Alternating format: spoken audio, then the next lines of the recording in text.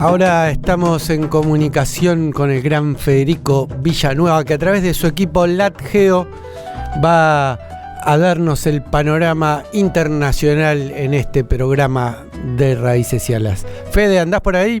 ¿Estás ahí, como diría un ex candidato a presidente? Hola Marce, hola equipo, ¿cómo están? Bien, bien, acá todos estamos. Saluda a Romy desde el otro lado de la pecera. Así que, bueno, contame un poco de qué va a ir la columna de hoy. Dale, primero un abrazo para Romy y para equipo. Entiendo que tenemos a Ariel de vacaciones, merecidas vacaciones, Ahí, así un es. abrazo para él también. Está Gianfranco. Sí, contame Marce, ¿quién está? ¿A quién tenemos hoy? Hoy tenemos haciendo las operaciones y que esto salga todo bien al compañero Maceo. Bien, bueno, un abrazo para Gianfranco también, y para todo el equipo. ¿Qué tenemos? Como siempre el mundo de estos días convulso, varios temas. A saber, voy a tratar de hacer un breve raconto. Vamos a charlar en orden, pero de algunos temas. Inevitable hablar de Perú con este caos institucionalizado que tiene de 8 presidentes en una década. Ahora vamos a entrar en tema. Vamos a hablar también, por supuesto, para entregarte los titulares de la columna del LatGeo del día de la fecha, de la reforma regresiva y represiva, la reforma esclavista aprobada o casi aprobada en Argentina, porque entiendo que ahora volvió al Senado. El viernes el Senado se aprueba. Lamentablemente. Vamos a hablar, por supuesto, también de las elecciones que hay, que te debía la fecha de las elecciones en Colombia, que son muy importantes. Vamos a hablar un poquitito de eso. También vamos a hablar de datos no relato, como hablamos siempre, centrados más que nada en los 2 principales países en cuanto a progresismo de América Latina, que son México y Brasil. Con algunos datos muy interesantes de sus economías, para desmitificar algunas cuestiones, y un poquitito también vamos a hablar de mi pago chico de acá del Uruguay y algunos avances que se empezaron a ver, lentos pero seguros. Bueno, vamos para adelante. Bueno, empezamos con Perú. Tenemos un nuevo presidente, Marce. Imagino que habrán visto que José Gerí duró algo así como 4 meses, era parte del Congreso. Un presidente elegido por nadie, ¿no? Recordemos que a Maduro le pedían las actas, y ahí en Perú se siguen sucediendo los presidentes sin que nadie lo vote, nada, con un mamarracho. Eso sí. También para los progresistas que hablan de que hay que poner en la Argentina un régimen parlamentarista. Mira lo que puede pasar con eso.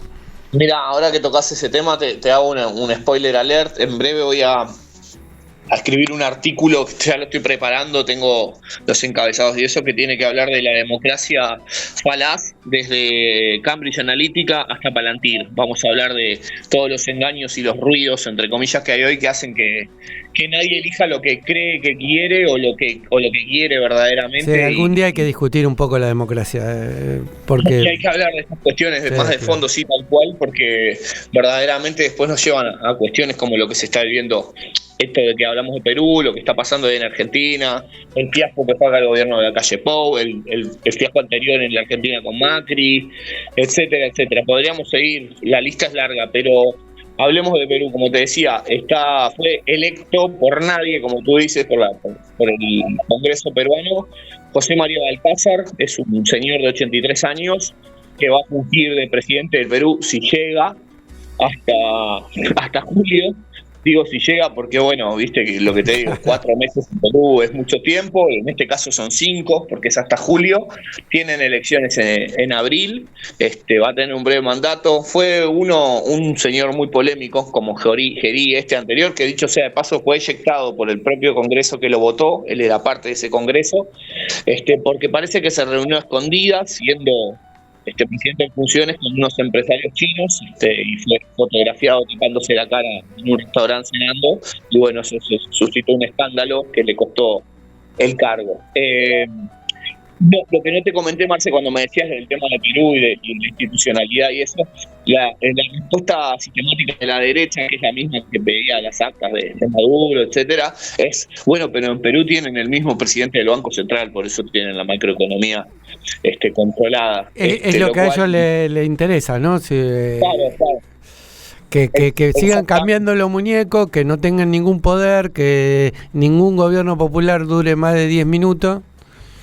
Como le pasó al pobre, el presidente realmente electo en este periodo, que fue el maestro, ¿no? Pedro Castillo, que está preso. Hay 4 presidentes presos. Recordémosle a la audiencia, nos están proponiendo un modelo que tuvo 10 presidentes, 8 presidentes en 10 años. 8 presidentes en 10 años, y de los cuales 4 están presos. Uno se suicidó, que es Alan García, que había pedido asilo aquí en Uruguay, y le fue negado. En ese entonces, creo que eran los últimos días de la presidencia de Tabaré Vázquez. Su amigo de aquí, Julio María Sanguinetti, había tratado de hacer de puente para garantizarle ese asilo político, y cuando lo fueron a buscar para llevarlo preso se suicidó, porque así terminan los presidentes en Argentina. Y además también tenés a la hija de Fujimori, que es la candidata eterna de la derecha, que pierde siempre. Con cualquiera que le pongan pierde. Claro, cuando la dejan participar, una especie de Marine Le Pen, pero sudamericana, Keiko Fujimori, que también tiene un montón de problemas con la justicia. Pero sí, es el modelo, como vos decís, cambiamos los títeres mientras sean funcionales a lo nuestro, y bueno, es el modelo también. Ahora se tocan los temas, ahora en breve entramos en el tema Argentina, pero es el modelo que quieren imponer, ¿no? Esta especie de peruanización de la Argentina, un modelo. Yo creo que nadie acá en el Río de la Plata, en su sano juicio, puede tener como norte, como horizonte, parecerse al Perú, por más linda que sea esa nación y por mucho que queramos a los hermanos peruanos. No, claro, el problema no son los peruanos, sino es como el imperio mete la cola ahí, ¿no? Digamos. Exactamente. Bueno, te termino la breve descripción de quién es este personaje que va a fungir estos meses en el Perú como presidente, si llega, como dije. Fue uno de los que apoyó la pseudo disolución del Congreso en su momento, fue uno de los que prestó su voto para que llegara a Gerí, ahora lo eyectó. Y lo más polémico, si se quiere, para mí no tiene nada de polémico, para mí es aberrante, es uno de los que se opuso a prohibir el matrimonio infantil, o sea, una persona que aparentemente estaba muy conforme con que los niños y las niñas se siguieran casando en el Perú, como legislador. Eso como para contarte quién está hoy mandando en Perú. Cambio de tema, Marce, vamos a Argentina, vamos a hablar de algo que a ustedes los toca muy de cerca, que a mí, yo que estoy en un Pago Chico, me duele mucho, porque sabes mi amor por la Argentina y los años que viví allí y que siempre estaré volviendo. Lo de la reforma laboral es escandaloso, es un desastre, y mientras tenía algunos del campo nacional y popular escandalizados por el famoso artículo 44, pasó como por un tubo una reforma que lleva los derechos laborales de los argentinos como mínimo a comienzos del siglo XX. Y ahí quiero escucharte un poquito a vos, Marce, que viste que gusta hacer un poquito de debate en esta parte. Mira, yo estoy convencido que el famoso artículo 44, que es el que le planteaba que se iba a reducir el ingreso de los trabajadores por si tenían licencia por enfermedad al 75 o al 50%, que fue a los medios el saqueador de Sturzenegger a decir, bueno, si vas a jugar al fútbol y te lesionás, no es un problema de tu empleador, una cosa terrible. Yo creo que fue una engaña pichanga para que pase para después terminar bajándolo como hicieron y que termine pasando el elefante por atrás, ¿no? Digamos, esta es un poco mi interpretación, ¿no? Porque en lo legislativo se suele hacer eso, ¿no? Digamos, uno pone determinar. Yo me acuerdo cuando estaba armando la ley del litio, lo charlaba con mis asesores y decía, bueno, pongamos esto no pasa ni en pedo, pero por lo menos lo ponemos a discutir, y de última, si tenemos que negociar algo que saquen esto nomás. Sí, claro. Como técnica legislativa puede ser buena. En este caso, para el pueblo argentino, claramente fue una venta y compra automática de pescado podrido. Estoy de acuerdo, me parece que es una técnica que se usa mucho, que vos cuando vas a legislar siempre alguna parte negociás, si no preguntale a la CGT, ¿no? Que la parte de sus obras sociales y eso se cuidó y los aportes hacia sus sindicatos no los perdieron, pero el resto, los trabajadores creo que quedaron a la buena de Dios. Si bien hubo un paro bastante fuerte, tengo entendido, se sintió mucho el paro, sí, se sintió mucho. Pero no había 500.000 personas en la plaza del Congreso como para hacer presión. Pero bueno, como digo yo siempre, creo que vos me leíste en redes el otro día, yo creo que cuando termine esta pesadilla distópica de la Argentina, lo que hay que hacer, esté quien esté, llegue quien llegue, es mediante un decreto sencillo, de urgencia, decir que se vuelve al estadio general del 9 de diciembre, que se declara una segunda pandemia y catástrofe nacional. Me sale el abogado y te digo que eso no se puede hacer, pero igual creo que lo que hay que hacer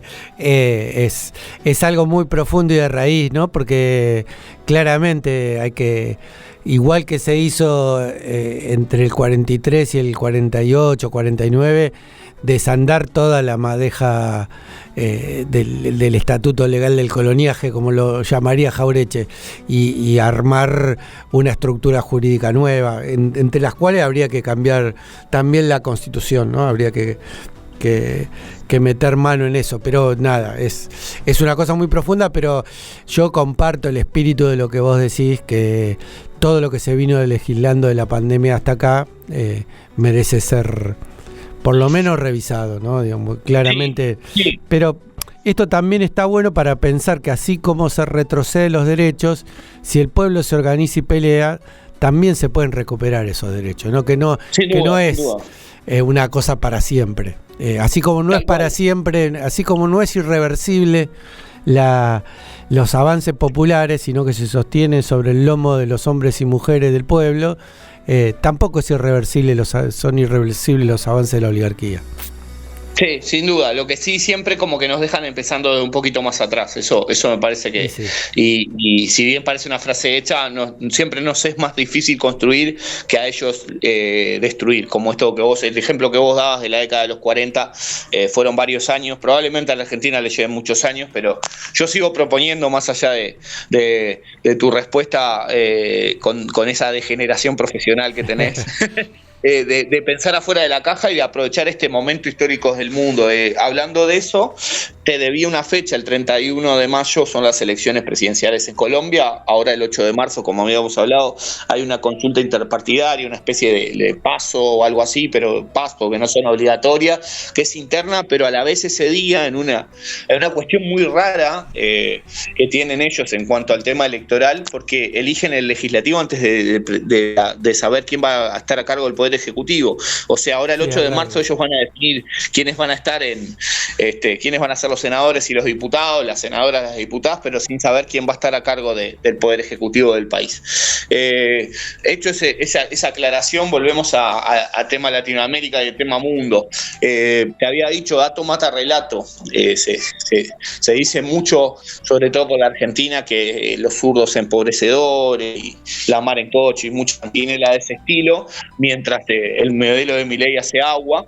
El modelo que, dicho sea de paso, esto es una parte, está cada vez más en peligro porque Trump está un día sí y otro también hundiéndose un poquito más. Ahora tuvo un revés tremendo con la Suprema Corte de Justicia, que 6-3 le hizo retrotraer todo el sistema de tarif, de impuestos que había aplicado, diciéndole que era inconstitucional lo que había hecho, y ya eso le generó... Y él metió 3, en la corte esa él metió 3, digamos. Él tiene 3, y tiene otros 3 que supuestamente son republicanos, pero que no le respondieron. Les dijo de todo, hasta perros falderos, muy al estilo Trump, pero bueno, el fallo está ahí. Ya salió, por ejemplo, el gobernador de California, que le quiere competir, que es demócrata, a decirle devolverme la plata. un gobernador, creo que fue el de Illinois, y hasta le mandó la factura, en una cosa muy graciosa de cuánta plata ha perdido su estado, las familias de su estado por los impuestos, porque además esto les vuelve en efecto boomerang como inflación. Entonces, bueno, Trump está perdiendo imagen todos los días, probablemente llegue bastante mal parado, por más que falta mucho tiempo a las elecciones de medio término ahora en noviembre. Y decía, datos no relato, hablando de los dos países más grandes de Latinoamérica, que hoy por suerte tienen experiencias virtuosas, experiencias progresistas, podemos decir que México cerró el último trimestre del año pasado y está empezando 2026 con récord histórico desde que se mide, o sea, nunca se llegó a tanto de IED, de inversión extranjera directa. Y ahí tenemos ejemplos, ¿no? El amigo Galperín hasta le fiscaliza a Macri, es más libertario que Milei, pero no pone un mango en Argentina. Sus modelos de negocio funcionan en Brasil y en México, donde están los zurdos empobrecedores. Por otro lado, en Brasil tenemos un Lula que, si bien no está avanzando como quisiera, siempre hablamos de hasta la intervención de su fórmula, tiene unos números que de verdad son admirables. El menor registro de desempleo, el menor desempleo desde que se mide ese guarismo, quitó impuestos, una especie de impuesto a las ganancias a todos los trabajadores que ganan menos de 5.500 euros reales, algo así como $1.000. Y le puso un impuesto a los superricos como para paliar en las arcas estatales eso que va a dejar de recaudar por quitarle impuestos a millones y millones de brasileños y brasileñas. Así que dato mata relato, los zurdos empobrecedores están en un momento dorado, mientras la Argentina libertaria... Los honestos liberales nos llevan al desastre. Exactamente. Bueno, te quería contar de este mundo ahí que hablamos de Trump y eso, y ahí hacemos zoom, abrimos y nos vamos de Latinoamérica, que siempre es nuestra cuestión y nuestro meollo, nuestro enfoque, pero hubo una reunión de esta especie de Consejo de la Paz paralelo que creó Trump, ese que te cobran $1.000 millones por asociarte, que lo que quieren verdaderamente es hacer un emprendimiento inmobiliario sobre los cadáveres de los niños asesinados en el genocidio sionista contra Palestina, donde estuvieron y fueron a dar vergüenza ajena y lástima sus amigos, sus amigotes, sus acólitos, por ejemplo, Santiago Peña de Paraguay, estuvo Víctor Orbán de Hungría y por supuesto el inefable Javier Milei, que hay imágenes por las redes con él cantando una canción a la Cuánta vergüenza ajena. Sí.